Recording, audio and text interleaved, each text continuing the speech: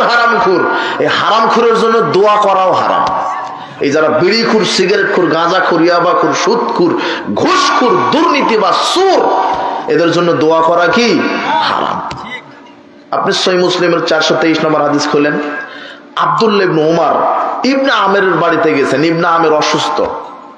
ইবনে আমেরকে দেখতে গিয়ে ইবনে আমের বলছেন, আলা তাদুল্লাহ আলী, আপনি আমার জন্য একটু দোয়া করে দেন। তখন আব্দুল্লাহ ইবনে উমর কথা ছাড়াই বলছে, আরে কুনতা আলাল বসরা, আপনি তো বসরার মন্ত্রী ছিলেন। মন্ত্রী থাকা অবস্থায় জনগণের চাল, গম, ভুট্টা, সরিষার তেল যা খাওয়া, জম্মের খাওয়া খাইছেন। আপনার জন্য কোনো দোয়া চলবে না। দুর্নীতিবাজের দোয়া চলবে? হারামখোরের জন্য কোনো দোয়া নাই। একটা দোয়া করতে পারেন, আল্লাহ এদেরকে তুমি হেদায়েত দান করো। কথা বুঝেছেন? হারামখোর এত হারামখোর, এই মদখোর, এই সুদখোর, এই ঘুষখোর, এরা এত হারামখোর, আল্লাহ এদেরকে হেদায়েত দান করো। কথা বুঝেননি? মসজিদ ভরা মুসল্লি থাকবে, কিন্তু কি থাকবে না?